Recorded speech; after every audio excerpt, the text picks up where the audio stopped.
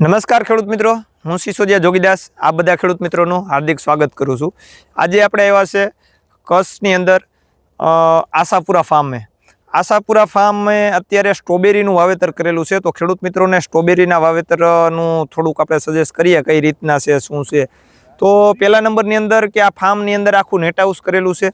આ જમીન છે તે એકદમ રેતાળ અને આસોળ જમીન છે, પણ અત્યારે વૈજ્ઞાનિક ટેકનોલોજીથી આ સ્ટ્રોબેરીનું મલ્ચિંગની અંદર પાળા કરી અને 2 હાયર કરેલી છે અને મસ્ત વાવેતર કરેલું છે। બિન ઉપજાઉ જમીનની અંદર પણ અત્યારે ખેડૂતો સારું એવું ઉત્પાદન લઈ રહ્યા છે। તમે જોઈ શકો છો આ સ્ટ્રોબેરીના છોડ છે અને જમીન પણ આસોળ અને નબળી છે, પણ સારા એવા ન્યુટ્રિયન્ટ્સ અને સારી ટેકનોલોજીનો ઉપયોગ કરી અને સ્ટ્રોબેરીનું વાવેતર કરી અને ખેડૂતો અત્યારે વીઘે લાખોની કમાણી કરતા થયા છે। નકર આ તમે બારબરની આજુબાજુની જમીન જોશો તો બિન ઉપજાઉ અને ઓછી ફળદ્રુપ જમીન છે।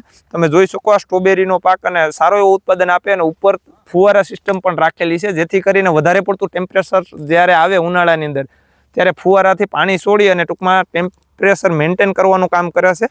અને મલ્ચિંગની અંદર આ વાવેતર કરેલું હોવાથી ટૂંકમાં નિંદામણનો પણ ઉપદ્રવ ઓછો રહે છે અને ઉપર નેટ હાઉસ રાખેલું હોવાથી વાતાવરણને મેન્ટેન કરે છે।